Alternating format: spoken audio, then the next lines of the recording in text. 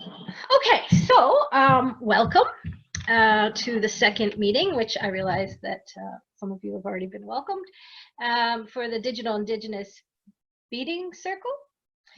And today what we're going to cover is all about designing your bead pattern or your bead project.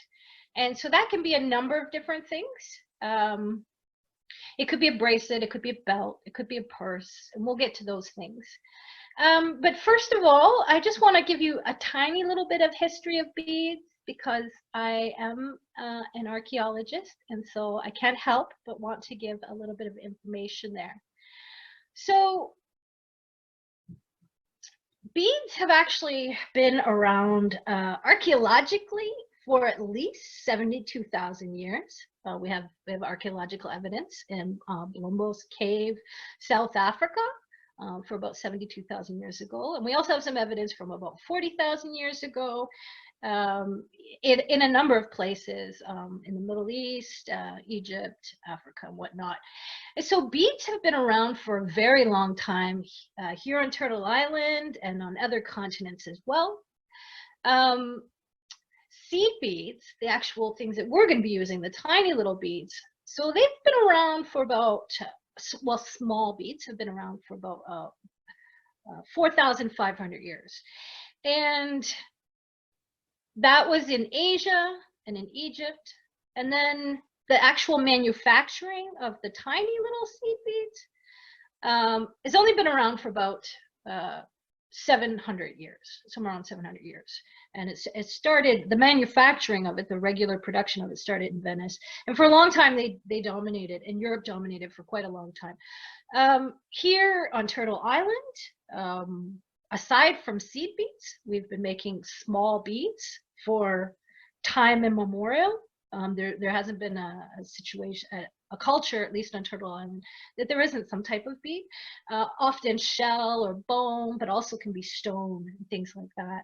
So beads are pretty much everywhere, and they're different everywhere.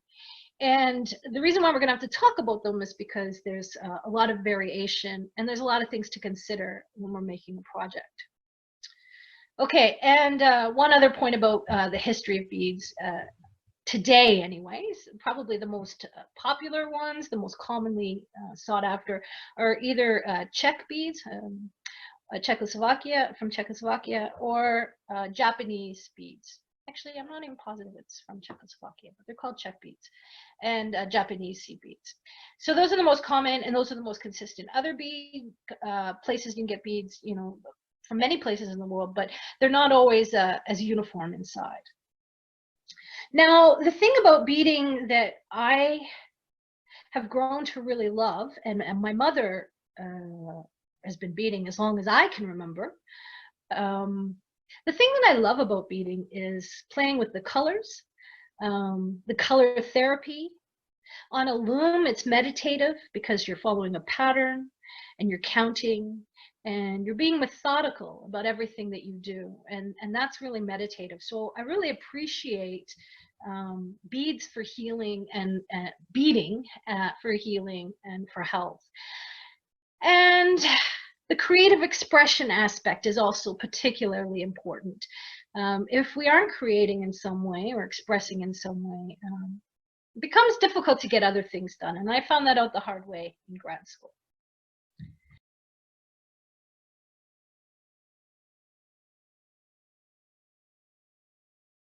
And there's the PowerPoint I'm going to share with you guys.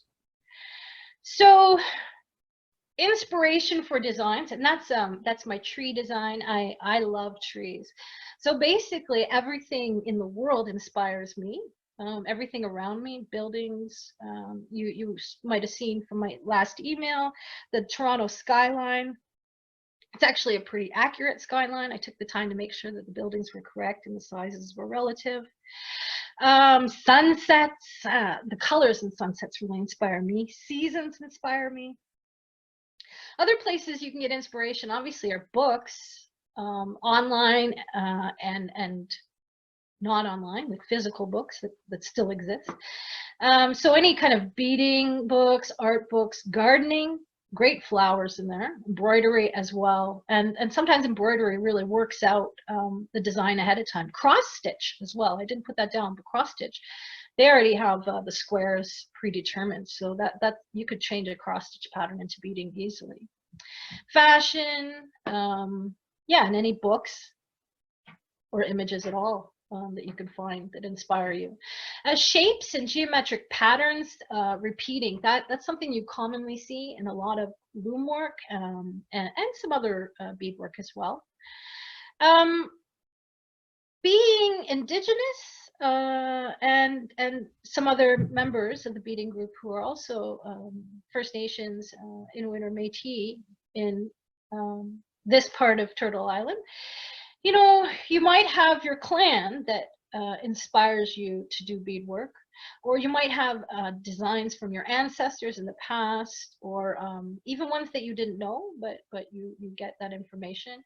Photos as well, and I'll show you how to use the Mayuki bead converter and photo converter so that you can make a pattern. That one's a little bit complicated and it requires a lot of work. So that one's not, photos aren't always the best.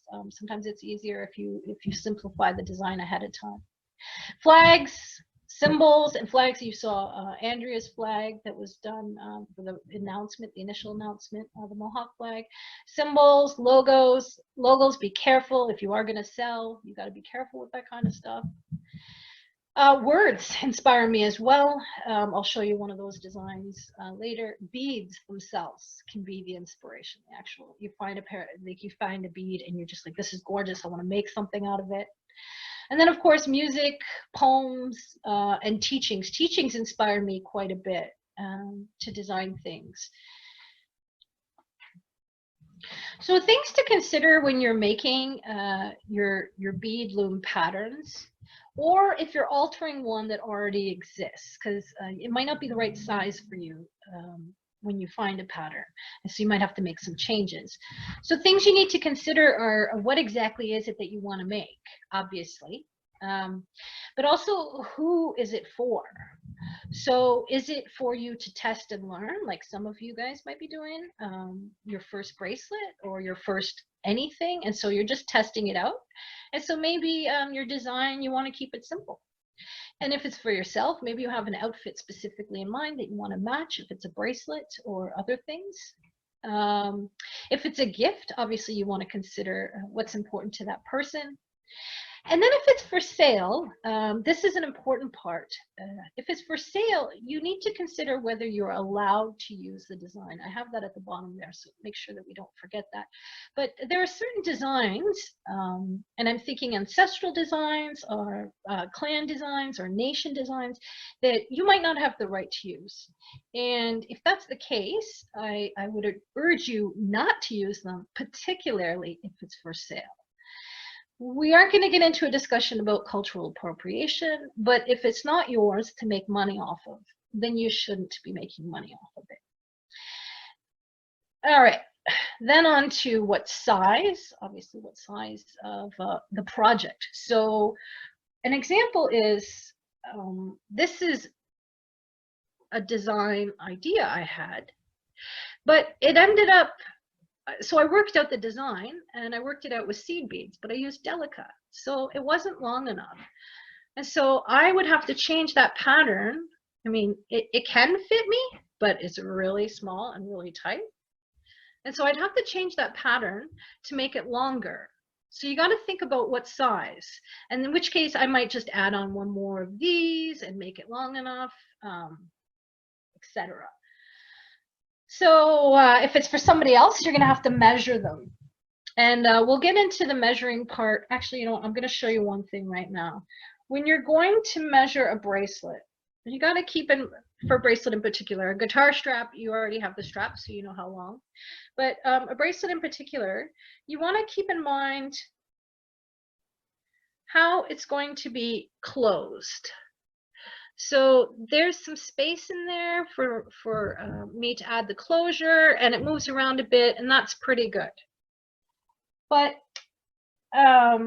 this gorgeous bracelet that Andrea made me, for me, I mean, it's a gorgeous pattern, but for me and for that bead size, it's too loose.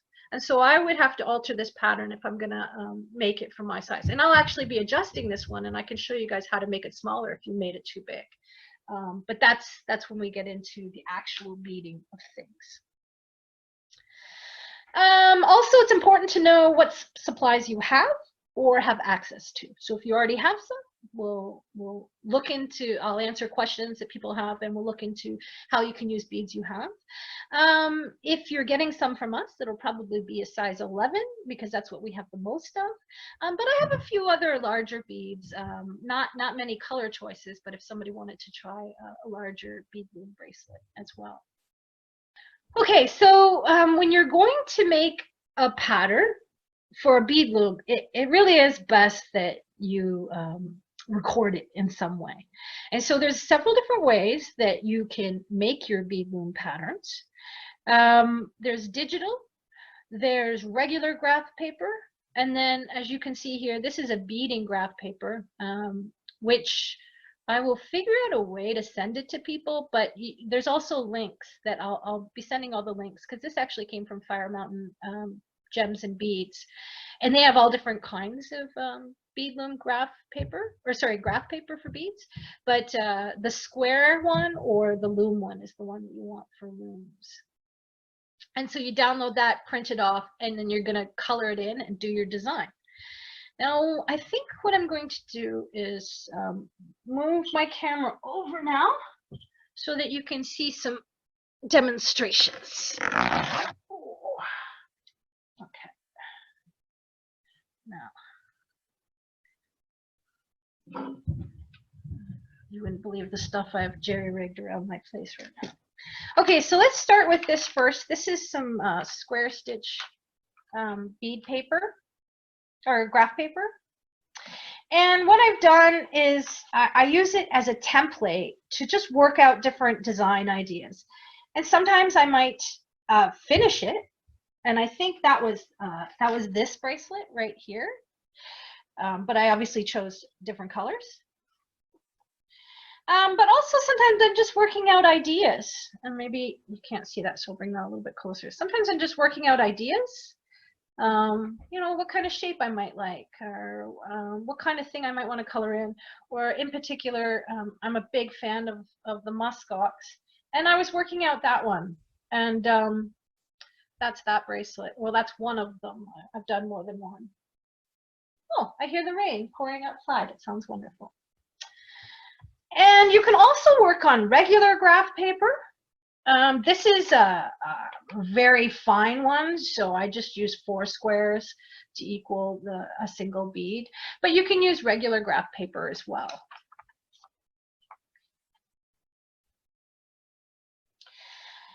Also, we have digital options. Oh yeah, and the great thing about this is it gives me a chance to use some of my favorite markers.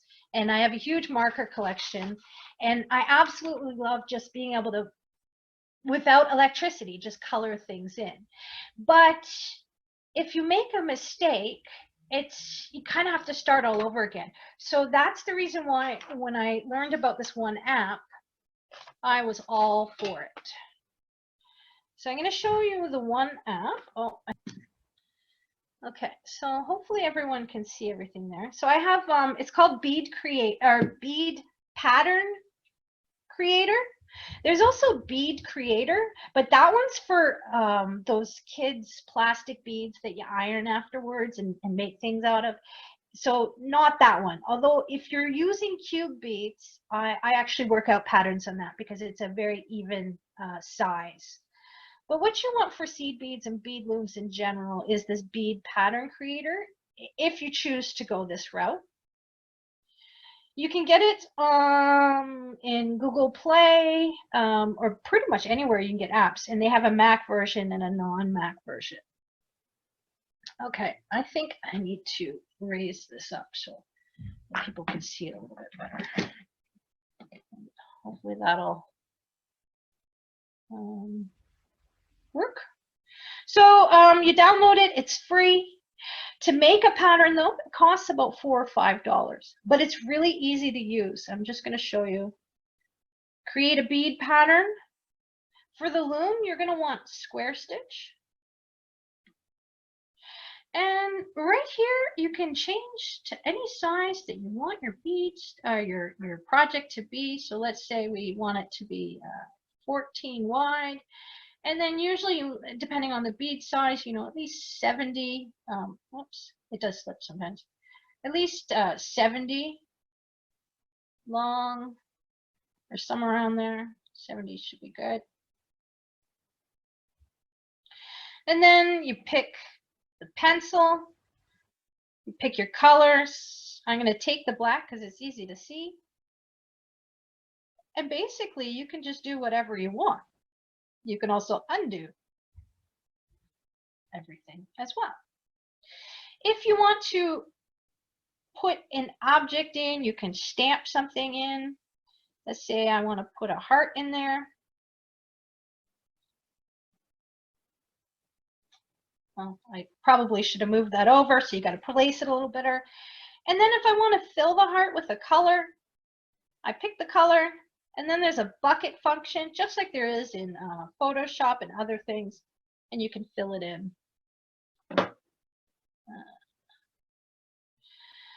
Okay, and if you want to do your background, you want to change your background, you can just change the entire thing. And then, of course, you have to save it when you're done your work.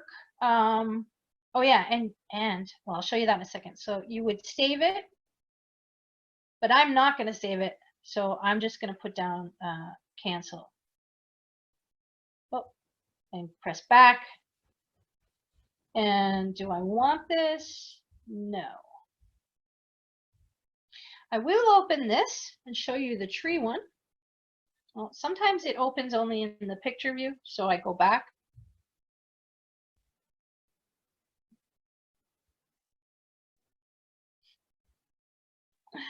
Okay, so there's the tree one, and it's on its side. Usually it's quite large when it opens.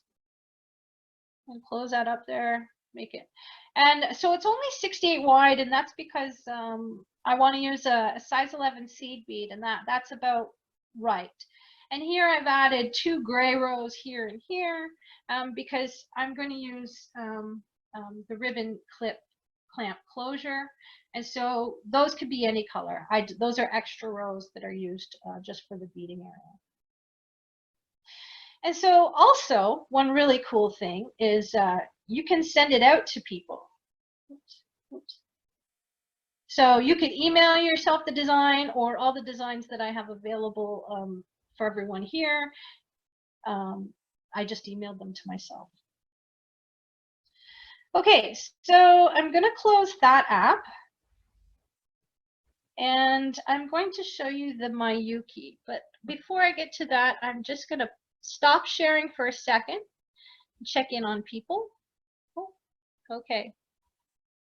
Can you repeat the app name, please? The app, okay, actually, I'll just go back and show you. So it's called Bead Pattern Creator. It's not Bead Creator. That's for those kids' plastic discs, those plastic little beads that they put in a tray, and then they iron it so that it all sticks together. That's a different one.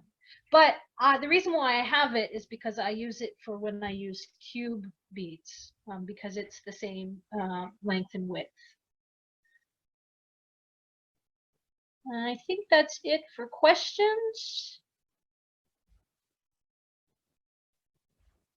Okay, I'm going to go back to sharing now. Oh, no, that's not what I wanted to show.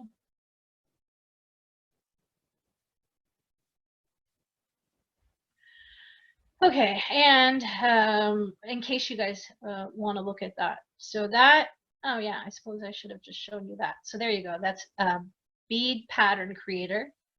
And the next one is Mayuki Photo Converter. And it says it's for Delica beads, but I mean, you can use any beads, but just keep in mind that the shape will be slightly different. So that's what I'm going to show you right now. And I actually already typed in feel like this, hopefully this, you guys can see that. So I already typed in Mayuki. I go to their website. And it's the very, like, it's right on the very first page. It says photo converter for Delica beads. You pick whether you want peyote or square stitch. So this is all in line, and then that's just offset. So I would choose square for the loom. And then what you do is say how long you want it, how many rows you want it, how many columns, so length and width, wide, and that's in millimeters. And then how many colors you want to use. And it looks like you can choose up to 400 colors, but you probably don't, well, most people don't have 400 bead colors. And when you try out something that is only, let's say, 3 colors, and I'm going to put down, let's say I only want it 50 millimeters wide, and let's just say 60,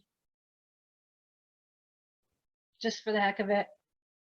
Now I'm going to import a picture from here, from my files. I already know which one, my cute little kitty, Molly. And I press OK. Oops. Takes a second. Then it lets you, where do you want this photo exactly? So let's get it right there on her cute little sleeping face.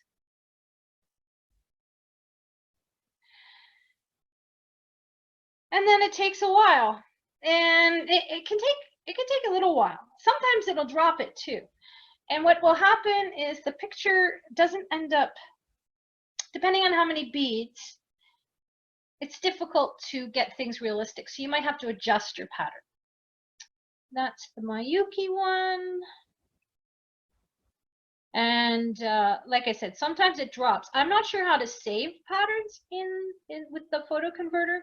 And hopefully Andrea will pop in later. But if she doesn't, we can at least maybe get her to answer some questions after, and I can find out. I want to talk a little bit about thread. And the reason why I'm starting with thread instead of beads is because I want to get the thread covered before you lose interest. Because once it's beads, then it's all over because they're so shiny and beautiful. So as far as thread goes, there's a few things that you need to consider. And I think I might actually move this camera back again, which is silly. I went through all that trouble for nothing.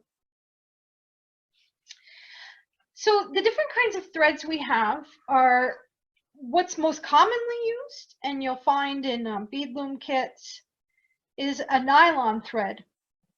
And this is a twisted thread. And it's not regular sewing thread. It's actually quite strong. Where sewing thread would break, this is quite strong.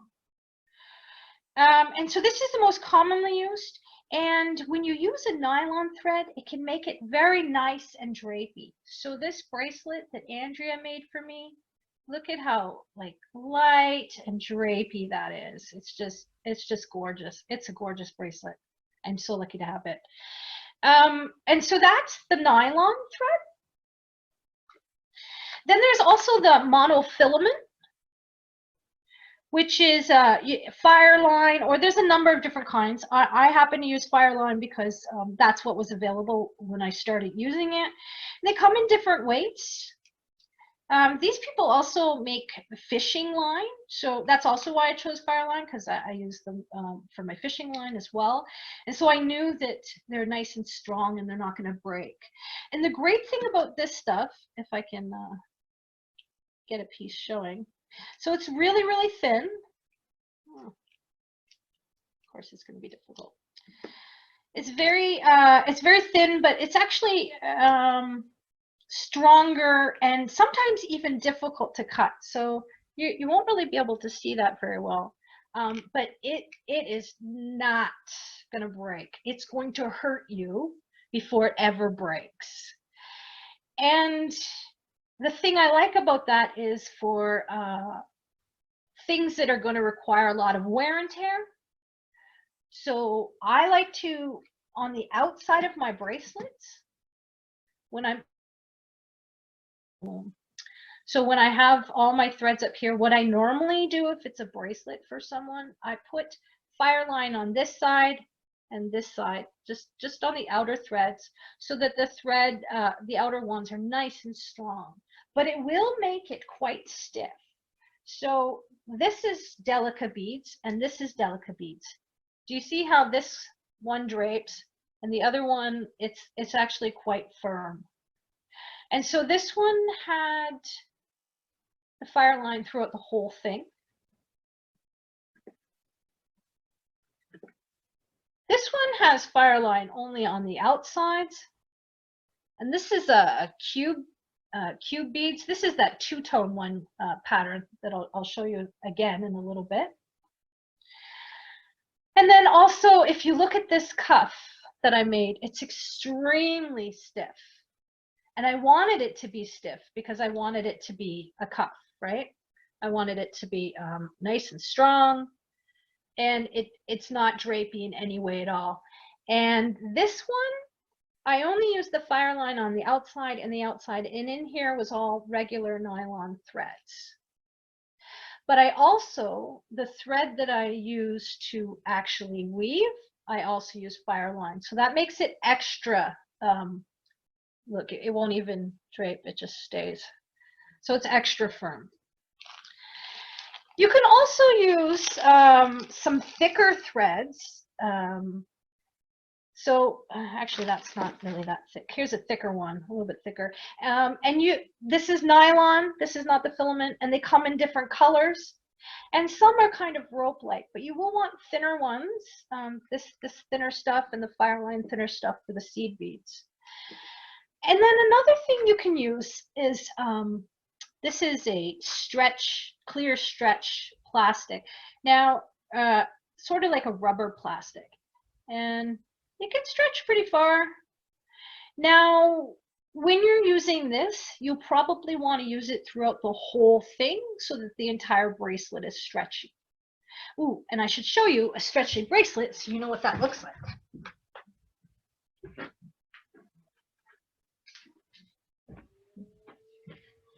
This is one of my favorite bracelets. A friend of mine gave it to me. I think she got it from Value Village, but it's stretchy. It doesn't stretch as much that way, but the warp threads are quite stretchy. I really love this one because I can use it to relax and I just play with it while I'm in a meeting if I need to pay attention. So those are some of the different threads you'll consider. This one, though, keep in mind that it's thicker, and you'll have to use beads with larger holes in the center. With these ones, for the most part, the nylon and the monofilament, usually they're thin enough for a size 7 or size 11 seed beads, even smaller beads than that. If it gets really tiny, you have to be very careful which thread you use. There is some tiny little seed beads here, which I don't even know if you can actually even really see them. They're like the size of a grain of sand. These are size 20, I believe, 18 or 20. So they're really, really tiny. I didn't purchase those. That was given to me. Okay, so now we're going to get into beads, and I'm going to talk all about beads. I'm going to try and make this relatively quick because you guys can have this handout. Yes, there's a lot of text. This is not a course that you need to record things in, so don't even worry about it. So there are many types of beads. The most common ones used on a bead loom are these round ones. And you can see it right there. There's a size 15. I feel like this should be larger. Let's make that a little larger. All right. So yeah, you can have different sizes and different types. The different types most commonly are the seed bead round ones. I'm not sure how to pronounce that word, but it's basically round ones. And the hole in the center can be round, or it can also be a square hole. We will be using all round hole ones. Square hole ones will sit differently. I'm just going to be covering the round hole ones. And so even though there's those round ones, there's also beads called these delica seed, well, they're not seed beads, they're delica beads, or cylinder beads. If it's not with Miyuki, there's other companies who make cylinder beads as well. I think there's some Czech ones and some other Japanese companies. The nice thing about these cylinder beads, and that's this one and the bracelet Andrea made. So these are the delica. They have really large holes in the center that you can see right there. And they come in different sizes. Now, if you're using a size 11 for this, and you're using a size 11 seed bead, you need to know that they're not the same size. The cylinders or delica beads are smaller in the size 11. A good amount smaller, so it'll change your pattern and affect how you do your pattern. And then the other, there's many different kinds of beads, but those two are the ones that are most commonly used. But I also like using these cube beads. So that's that bracelet when it was in progress. And that's this size, the 1.8 by 1.8 by 1.8. There's larger ones as well, and I've worked with the size 4, but I don't do it on a loom. I just do a hand version of weaving, which we can show you another time. As far as size goes, this is probably one of the most important things to consider about beads. First of all, you got to think about what kind of thread you're going to use, and that's part of the reason why I put it first. If you really need a strong thread, then you have to make sure your bead is going to accommodate the size of that thread more than once, because you go back and forth, and sometimes you need to tag in ends as well. So the thread has to go through a few times, so your bead has to be able to accommodate the thread that you want. Or if you have a bead, then you have to get the thread to accommodate it. And so sizes, though, as I mentioned, there's the Czech beads, and that's the size chart right here. Prokosia, I don't know if that's how you pronounce it, but that's a very popular Czech bead company. And their sizes for the 11, and I really wish it would just show a regular select thing, but their sizes for 11 is right there, and it says 2.0 to 2.2 as far as the size in millimeters. But when you go to the Miyuki page, for their seed beads, the Japanese ones, or one Japanese company, their size 11 right there shows that it's 2 millimeters, and they're not showing a range. And they do have a pretty big hole, so that is one nice thing about the Japanese beads. But then if you also look at this right here, this is basically from the history of seed beads. There's a link at the end of this that you'll have if you want to read about it. But they're showing size 7 or size 11 seed beads as 1.8 millimeters in size. And when we're talking about size, we're talking about the diameter of the bead, not the width of the bead. So those are things to keep in mind. The sizes vary. And I'm just showing you this image right here. This is some Czech seed beads. And granted, this image right here is a little bit larger than this image. So they're both size 11. But the Czech ones usually are a little bit bigger and just a touch bigger. You can't tell as much from this image, but you can tell that they're a little bit wider. And you can also tell that the holes are relatively smaller than the holes over in the Japanese side. Now, from this, I also want to start talking about the finishes on beads and things to think about as far as color goes. You need to think about how your bead is going to work with other beads, and then work with whatever it's going to be on. So is it going to be against the skin? Is it going to be attached to a purse? Is it a guitar strap? All those different things. You need to consider those for your color palettes, but also you need the finishes of beads vary as well. So this is just a regular shiny seed bead that you expect, that you see the most of. And then this one's in a matte finish, and I'm really enjoying the matte finish because it really, in this situation, it really allows the shiny metallic bead to pop out really nicely. I do enjoy that. And this one that Andrea made, this one's all shiny. So it has a nice eye-catching shine to it, but it's for the whole thing.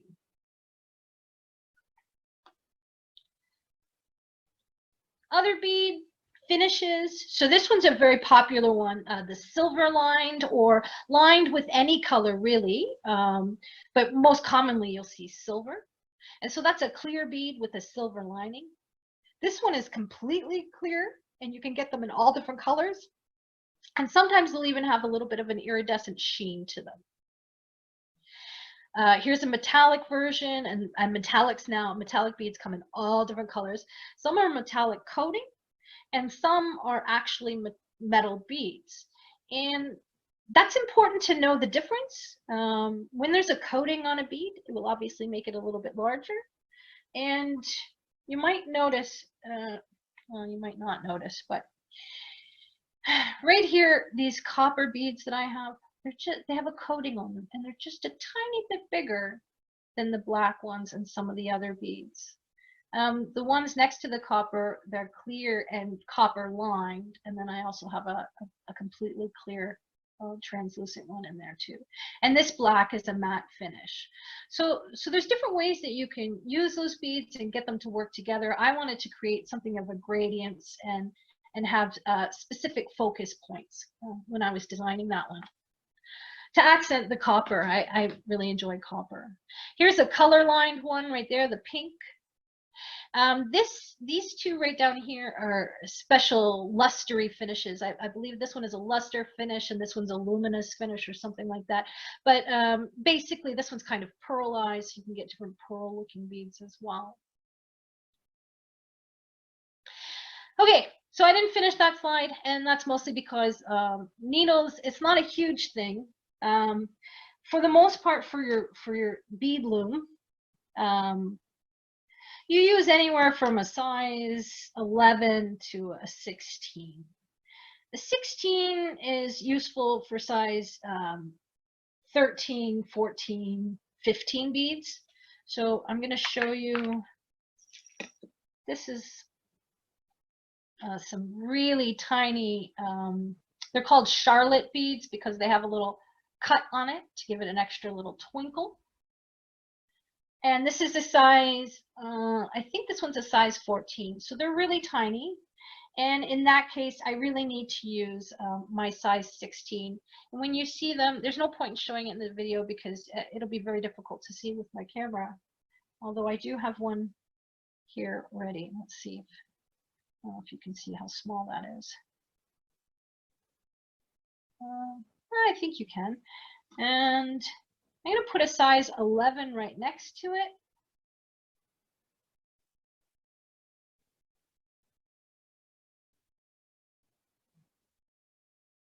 And you can see the 11 is a little bit thicker, but the 11 should be good for a size 11 beads. What a coincidence.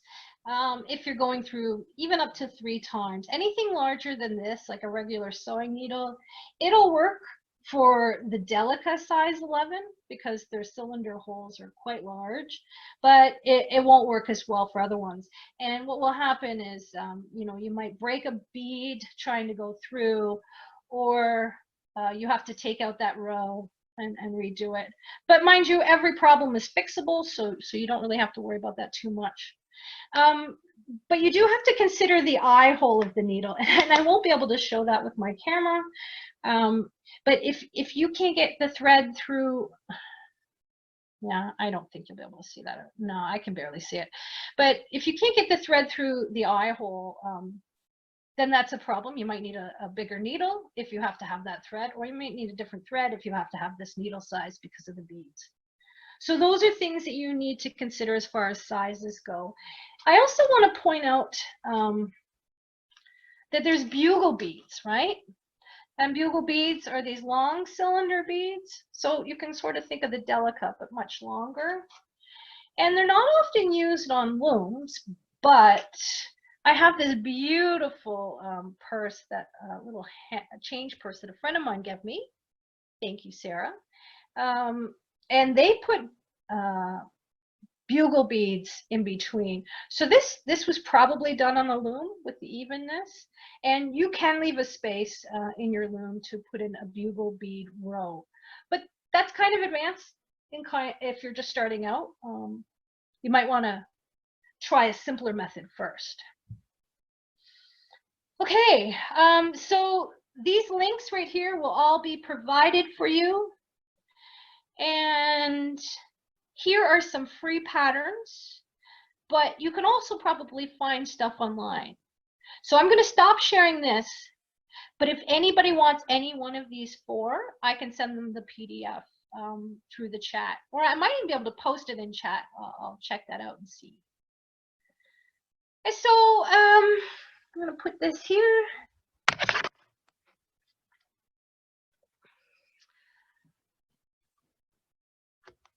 Okay, so that is everything. I see that there's some chats. I'm going to shut off the recording now.